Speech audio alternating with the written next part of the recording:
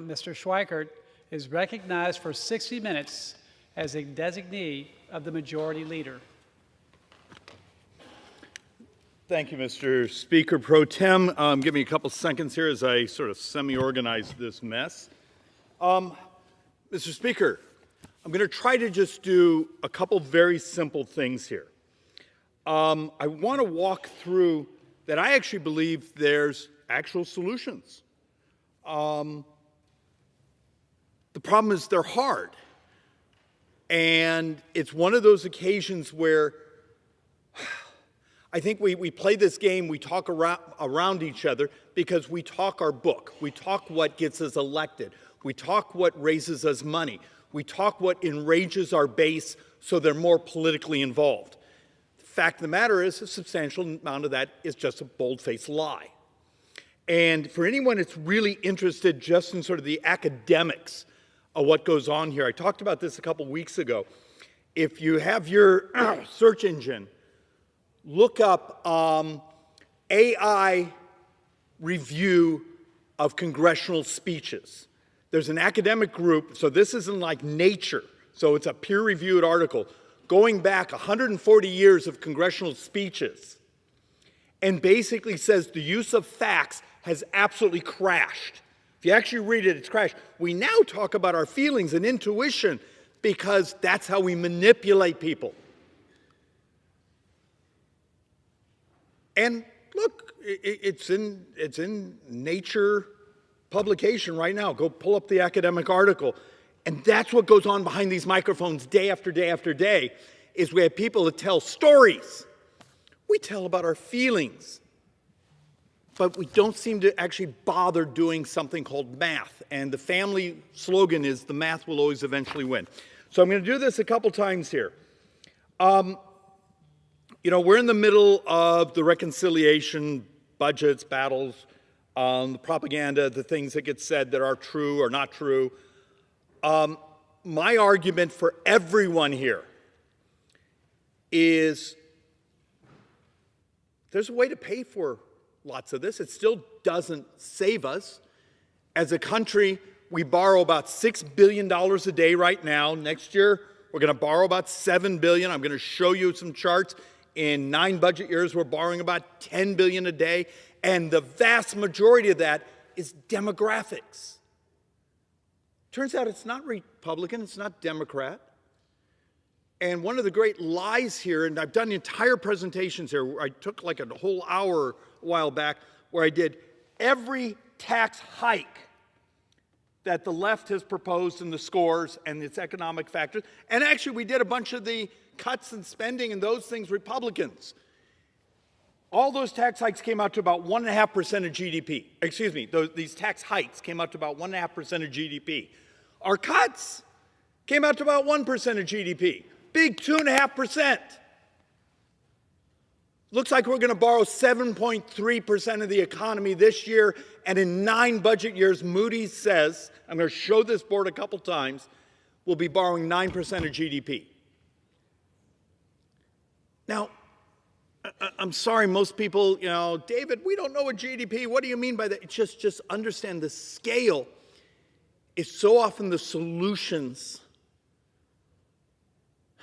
are meant to hit you with a dopamine hit.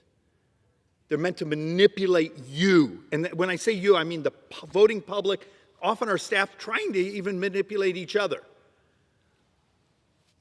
But we have spreadsheet after spreadsheet after spreadsheet around us talking about what's going on. So my point I'm going to come back to, Mr. Speaker, I've introduced legislation to fix what MedPAC has talked about now for years. Back when the Democrats controlled all this place, now that the Republicans control this, but we're all too scared to actually read something. It's in a big binder that actually has math in it that would be hard and difficult because, let's be honest, it's really hard putting a couple hundred pages of facts and details in a tweet. But the fact of the matter, MedPAC and the Wall Street Journal series and the ProPublica series have gone over Medicare Advantage. And if any of you have your phone and you like tracking, stories, put in Medicare Advantage fraud right now. you'll see at least 5 major articles from the Wall Street Journal, ProPublica, and some of the others. In some of those articles, if you actually add up, it's $100+ billion a year in fraud. So we've introduced a piece of legislation. The preliminary number is around $1.7 trillion to $1.840 trillion. Excuse me, trillion dollars, sorry. $1.840 trillion, making it the single biggest reduction bill, I believe, in modern history. Actually, in history at all. Okay, so I just got you 1.8. We've also introduced a talent-based immigration bill. Well, if you want to hit the GDP growth numbers that we keep talking about, the left has even talked about, the president's talked about, you can't do it without a talent-based immigration system. It's just read the literature. As even the president has said, it's insane. We educate people and then we send them home to compete with us. Are we out of our minds? Do a talent-based immigration, keep people. And I'm going to show you another chart in a moment that's saying, look, we have to deal with a reality. If the primary driver of debt in America is demographics, it's functionally Medicare, in a few years, Social Security when the trust fund's gone, and interest. If you go back 20 years ago, the number of 18-year-olds we had then compared to the number of 18-year-olds today, it's almost identical. The number of our brothers and sisters who are 65 and up has almost doubled in that 20 years. Are we allowed to tell the truth about our brothers and sisters that, those of us who are baby boomers with gray hair, they have changed the math in our country? When I was a kid in the 70s, for every dollar that was spent on people 65 and up, there were $7 spent on young people. Today, that's reversed. Today, we spend $1 on young people and $7 on those over 65. It's the deal. It's part of our societal commitment. Fine, keep our promises. But the way you keep your promises is you know your math, because at some point you got to finance it. And then the third bill, so Medicare Advantage, Part C, deal with the waste and fraud and issue from the insurance companies managing it. Make it so the incentive is to help our brothers and sisters be healthier, instead of making billions and billions and billions and billions of dollars scoring people as sicker. Just read the articles. And turns out, I think this bill, the Democrats would like, the Republicans would like, and people that do math will really like. The talent-based immigration, great for long-run economic growth. It actually fulfills even things the president talked about in the campaign trail. And the third one is functionally our bill that I've done for years and years around here. It's called the Forgotten Funds Bill. Now, in some ways, I've got to be honest, this isn't new money. It's cash we have borrowed and we've given to agencies, but they haven't either been authorized or they haven't spent it. Mr. Speaker, off the top of your head, will you raise your eyebrows a little bit? We call this SF 133. So it's money, it's been appropriated, it's sitting in their account, so it's cash. We're paying interest on it because that money was borrowed. We estimate that it's over $1.5 trillion, $1.5 trillion. If you grab that cash and realize you don't have to pay interest on it anymore, talent-based, MA reform, you just paid for our reconciliation bill and put some more money in the bank. And my point is just, if we would actually think about policy, the modernization, doing things better, faster, cheaper. So next week we're going to do I think one of our Democrat colleagues a couple moments ago was attacking some of the, we'll call it the Doge cuts. Okay.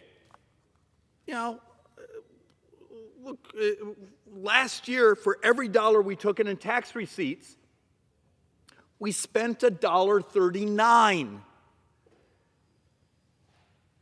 And then I go home and people say, David, I need you to balance the budget. Great. Tell me what 40+%, because you got to deal with the economic effects of government you want us to cut. And now the fact with just the movements in interest rates this year, it's approaching a couple $1 trillion additional interest over the next 10 years. And look, no one needs another speech from me doing interest rate fragility, but the fact of the matter is the bond market is on the cusp of running this country.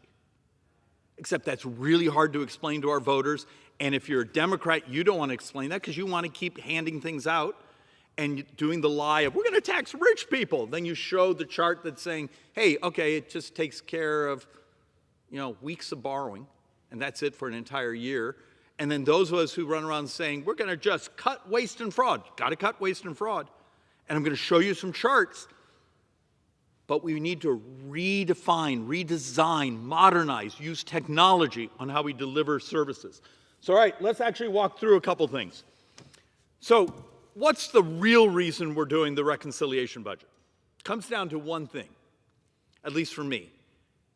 Our taxes are all going up next year. In my district, it's over a couple $1,000s for an average family. A couple $1,000s. And in some of my zip codes, look, I represent a fairly prosperous district. I represent Scottsdale and Phoenix. It's over $3,000. But for my average, it's $2,062 tax increase next year. Okay. So I've been really happy to hear how many of my brothers and sisters on the other side have gotten behind the microphone and talked about how they don't want, small businesses in my district will be hit with a 43% tax hike. And that's the law. That's already coming. And so they're going to give us ideas of how we keep this from happening. Now, the problem here, if you think like an economist, is this is sort of maintaining today's policy instead of what's in the law where everyone's taxes go up. Great. It maintains consumption, but you don't get the same type of economic pop of doing things that create investments and productivity and those things. But this is your reason that we have to battle through this. And the absurdity, the absolute absurdity I get from some of our brothers and sisters out there, you can't cut. This is just heresy. It's brutal.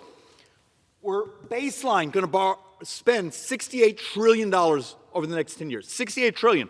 Well, we're talking about reducing, and looks like we're not going to hit the number, which will enrage me. It's $2 trillion. So you see the stack of coins there? That's $68 trillion over the next 10 years. That was baseline spending. All we're talking about cutting is functionally 2.2, 2.3% of it. And think of the rage. Think of the theater. Think of the protests. Think of the nasty text messages. You do realize just a couple ticks in interest. I think if I can almost do the speed math in my head. If I had 70, 75 basis points, it's more than all those cuts. If we went back to the interest rates we had in the early 2000s, I think that would add another $3-4 trillion over 10 years of just interest. It's the theater around here is about telling stories. It's emoting emotions. But damn it, does anyone own a calculator? And here's, so what was it, 10 days ago, 2 weeks ago, Moody's downgraded the United States. And part of the point, because I know we all read it because it was such a big deal, you subscribed to Moody's, you downloaded the report. Thank you, Mr. Speaker, for letting me have a Bloomberg terminal. I chair the Joint Economic Committee, so we bathe in the math. Think of this. In 9 budget years, we're spending 9% of the entire economy is borrowed. And that's based on our baseline. See, said that twice. In 9 years, the borrow will be $3.8 trillion. And Mr. Speaker, most of that growth is interest and health care. So I'm sure we're all around here trying to revolutionize the cost of healthcare by curing people, by using technology, doing it better, faster, cheaper, helping our brothers and sisters live healthier instead of misery with their chronic conditions. But so often the debates behind these microphones are about, we need to spend more money to help you maintain your misery instead of curing it. The complete lack of vision. The complete lack of vision around here of the morality. When you realize, a couple of the great studies from a few years ago is the number one contributor to income inequality in America wasn't education. It was health care. It was the health of the populations. What happens when your brothers and sisters have diabetes, when they're crashing repeatedly? Turns out if 33% of all American healthcare is just diabetes, if 47% of all American healthcare is obesity, why wouldn't we take those on? Yeah, it means doing some very difficult things. It means having a brutal discussion about agricultural policy, nutrition support, how we're going to deliver healthcare through our clinics and other things. But it's really great economics and the morality of having people live longer, be healthier, be able to have families, family formation. We're going to show a couple numbers here. If you have 7 million prime-age males missing from the economy, and one of the data sets says it's not drugs, it's actually obesity and other things. What do we do incentive-wise to help our brothers and sisters, particularly those prime-age males, get back into the economy, participate in society? And in 9 budgets a day, we're going to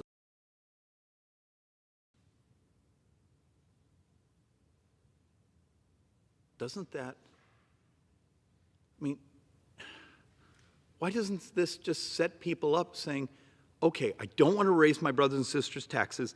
We need to do some things to get the economy, continue growing, get investment back in productivity. That's why you do expensing, research and development expensing, other things of that nature, because you need the investments in productivity, because we've got to raise wages. Okay, now we're going to do a little economic geekdom. Remember, after the previous few years where you had high inflation, most of America is poorer today than they were 4 years ago. And that's basically inflation. Your dollars, your salary became worth less. In my district today, if you don't make about 27+% more than you did 4 or 5 years ago, you are poor today. You're not magically going to make the cost of everything in your life go down, particularly in an environment where interest rates are going to be higher because we're borrowing so damn much money. And it's not just us. The Japanese are back in the debt markets. Germany's back in the debt markets. The world is binging on debt. If you think interest rates are going to come crashing back down, you're delusional. The world has only so much savings. So what do we do, Mr. Speaker? Well, you do things that you invest to create productivity, the incentives within the tax code, regulatory code, to invest in things so you can raise wages. Remember, after 2017, one of the data sets we had is, I think it was 68% of all the corporate tax cuts that enraged the left went to workers' wages. Turns out the way you make our brothers and sisters whole from the years of inflation is you gotta get the growth, you gotta get productivity stepped up. And this chart, and please understand, this one upsets both Republicans and Democrats. I've had even people in my own party saying, David, you gotta stop telling people the truth. Even just a little beyond baseline, that if we had no legislation at all, what took us 240 years, we're almost going to double in the next 10. Think of that. The day we were all re-elected or elected, last November, public sold debt. So this is debt that's auctioned off. You know, the Japanese own some, the Chinese own some, but we own most of it. Was around 28 trillion. We will almost double that in the next 10 years. Got to deal with the reality. But if you're going to rage at me because I said the bond market's going to be running your country soon, Don't rage at me. Crack open an article about bonds and the stress and bond vigilantes and term premiums and what all these things mean and what happens when just clicks of interest rate consume every available dollar that you and I might want to invest in medical research, or the left wants to do whatever the hell they want to do with, and it's going to be consumed by paying interest. Demographics, which is the primary driver of our debt, is not Democrat or Republican. It's just who we are. We have a shortage of young people. And there's lots of us who are baby boomers. And we're going to continue to lie our backsides off. But if you keep looking at the charts and just understand the 65 population has nearly doubled in 20 years. By the number of 18-year-olds is basically the same. You would think these would be the types of data that we could all get together and say, all right, that's math. It's what we are. It's indisputable. It's math. It's Census Bureau. It's from census data from the Biden administration. So, as a Republican using it, is it partisan? It's just math. How do we keep our promises? As a society, as a country, as a population that used to at least make an attempt to be moral, how do we keep our promises? In, 7 years now, the Social Security Trust Fund is emptied. Basically meaning if the Social Security follows the law, there's going to be, my math a couple of weeks ago was 21% cut in Social Security checks across America. So 2033, it's gone. 2034, first year with the 21% cut, meaning we double senior poverty in America. We're going to double senior poverty in America. How many members have you seen come behind these microphones and talk about the morality of, hey guys, 7 years from now, let's double senior poverty. And then let's do everything we can to talk about it. And oh, by the way, the solution you get all the time, well, just raise the cap. Okay, raise the cap. You do realize just eliminating the cap on Social Security at that time only covers 38% of the shortfall. And the first full year, our math last year we did was $609 or $608 billion. So almost 2/3 of what the entire defense budget is. That's 7 years.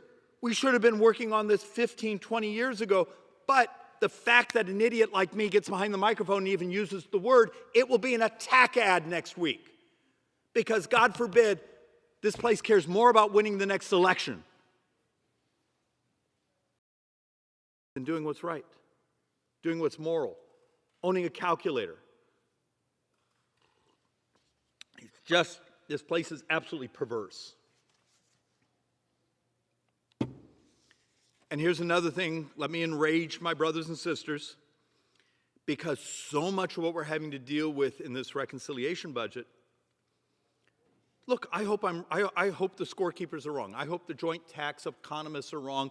I hope the PhDs over at CBO are wrong. But because much of it is extending current tax policy, what we get today, instead of what's in the law, where just individual taxes go up, $3.1 trillion over the next 10 years, and add in then the pass-throughs to small businesses and those things, add in another, several $100 billion. That's the law. It's coming. But just extending that, you don't get a huge pop in growth, but you do maintain consumption. Where you get the growth is some of the other things, the expensing, the research and development, those types of things. A couple of the tweaks we're trying to do in also the incentives to invest. But I wish our brothers and sisters would actually, if you're going to say we're magically going to grow at these sorts of rates, give me a reference, give me a credible economist, maybe a guy, a gal, someone with a PhD in actual economics, because I chair the Joint Economic Committee. I have a handful of PhDs, and this is the numbers they come up with. So, back to solutions. We've introduced a bill. Our first number was $1.76 trillion in savings, just reorganizing, redesigning the incentives within Medicare Part A. excuse me, Medicare Part C. Medicare Part C. Oh, Medicare Advantage, as everyone knows it. Where you're incentivized to keep your brothers and sisters who are on the program. You make money by helping them be healthier instead of scoring them as sicker. Our preliminary number from CBO wasn't $1.706 trillion over 10 years. It turns out they gave us a 1.84 as a preliminary guess. Hopefully in the next couple of weeks we'll get an official score. Is this Republican or Democrat? It's just fixing the waste and the fraud and the misalignment in the program. And look, I fully expect within minutes I'll have attack ads in my home district beating the crap out of me. And I'm in a 50-50 district. Maybe it's occasion a few more of our brothers and sisters here take a risk, particularly those of you in overwhelmingly partisan districts. You can afford to tell the truth. Try it. If an idiot like me in a 50-50 district will get up and tell the truth about the math, why will no one else hear? And you do the charts, and these charts aren't magic and secret. They've been in the MedPAC report for most of the last decade. If someone would just bother to open it up and crack the binder and read it. But you can see the savings and the alignment, and one of the model comes back, seniors on Medicare Advantage will be healthier because the incentive is to keep them healthier. Now, we have to do some designs. We have to say, okay, you should be within one plan for maybe 3 years, so there's an investment in helping you be healthier. There's things we did in there to make it work. And the bill's been introduced.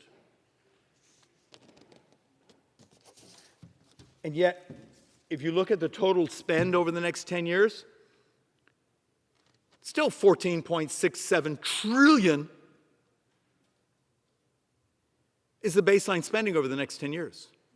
We're just trying to deal with what article after article after article has basically said, hey, this is fraud. And if anyone else has their phone in your hand and you want to look up something, look up the number of criminal cases that are open right now. The Wall Street Journal and the Justice Department, I guess, has been leaking.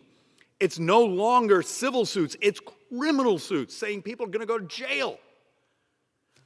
Is there ever been a moment where particularly the left and the right could get together and say, hey, we need to fix the incentives in this program. Also, it's great economics, good health care, and it's great vision for the future. Oh, no, David, you see, we care too much more about winning the next election and beating the crap out of the other side.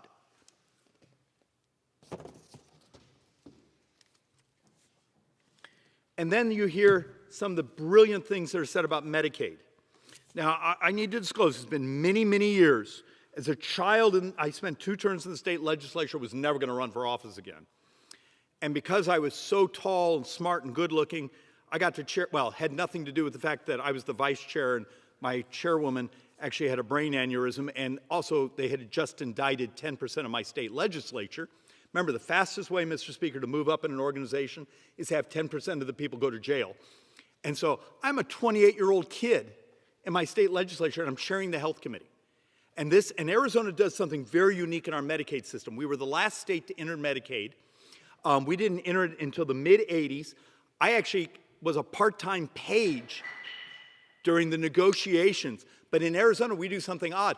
We buy managed care policies. So we functionally buy managed HMO policies for, the technical term is our indigent population. We actually do it really well. We were the first ones to do a pharmaceutical benefit management, and those sorts of things. It is an interesting intellectual argument, and I wish we could actually have a little more highbrow discussion here. Should a state like Arizona be rewarded for how efficiently we deliver and the quality our services are compared to so many other states which are just ripped with fraud? Because you start to see cumulative improper Medicaid. This is not Medicare, this is Medicaid. This is supposed to be health care for indigents. That's the law. Payments since 2019, over $400 billion.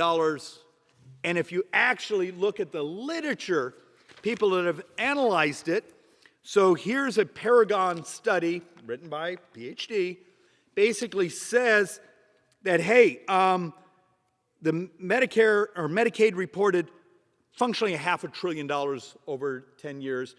But their analysis, when you do all of it, is $1.1 trillion in missed payment, improper payments. So think about that. If you just fix this, if you just fix this one issue, that covers everything that's being discussed right now in trying to reform Medicaid. But this would require work and also reading a hell of a lot of accounting documents.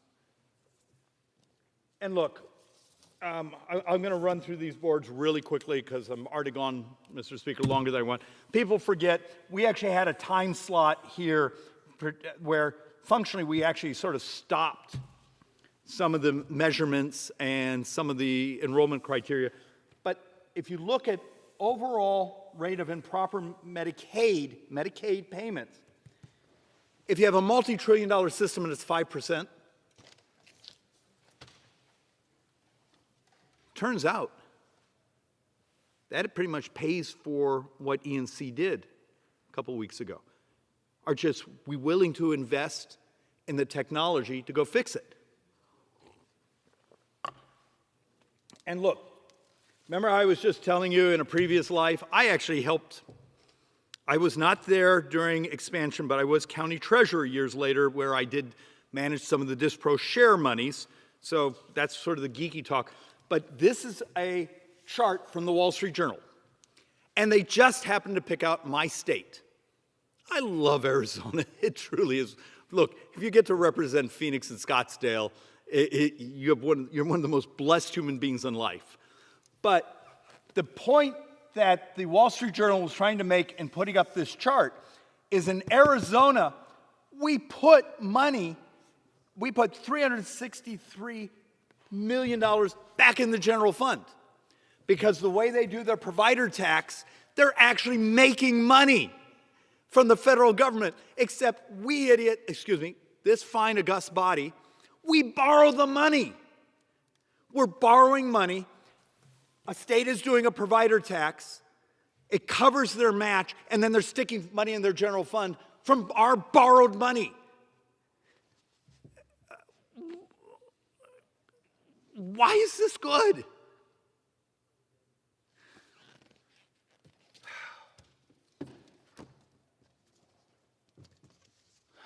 I'm just going to skip to the last one because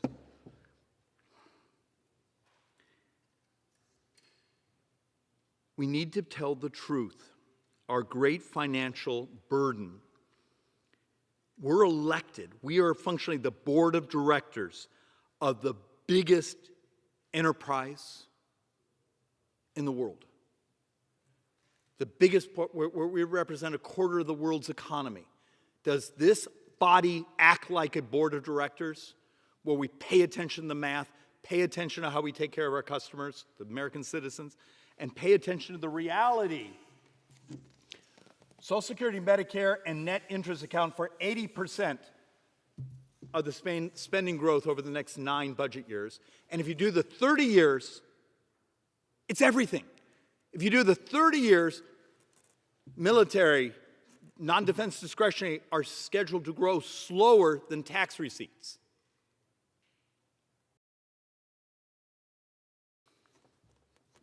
Yet, are we even allowed to talk about these? Are we even allowed to tell the truth about the math?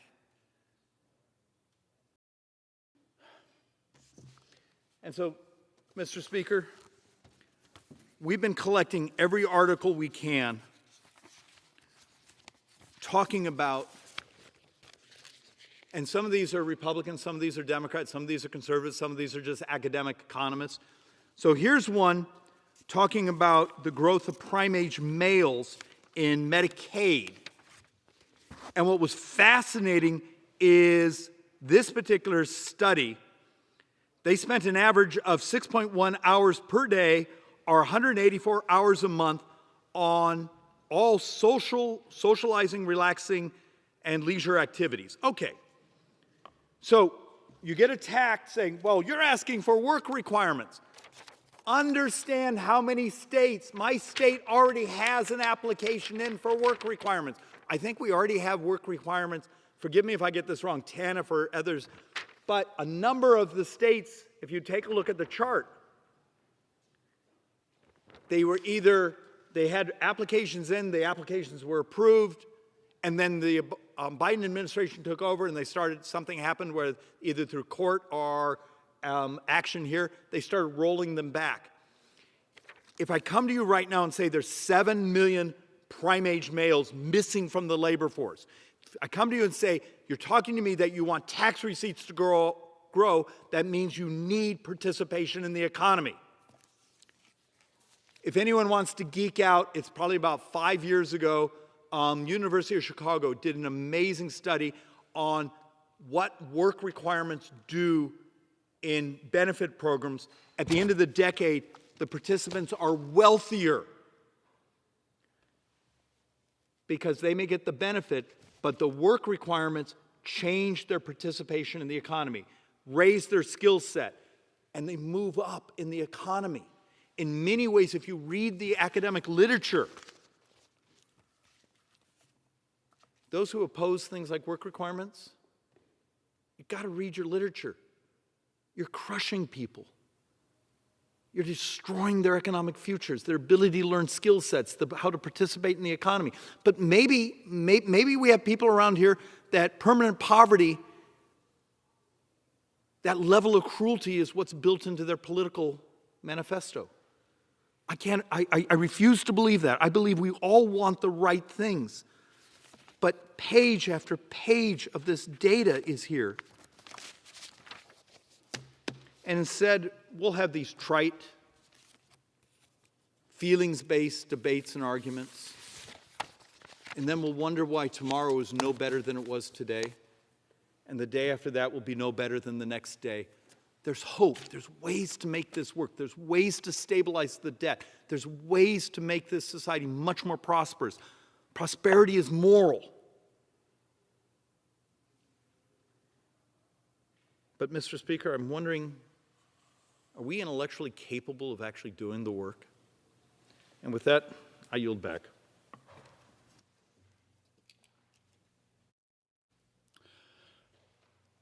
Under the Speaker's announced policy of January 3rd, 2025, the gentlewoman from Virginia, Mrs. McClellan,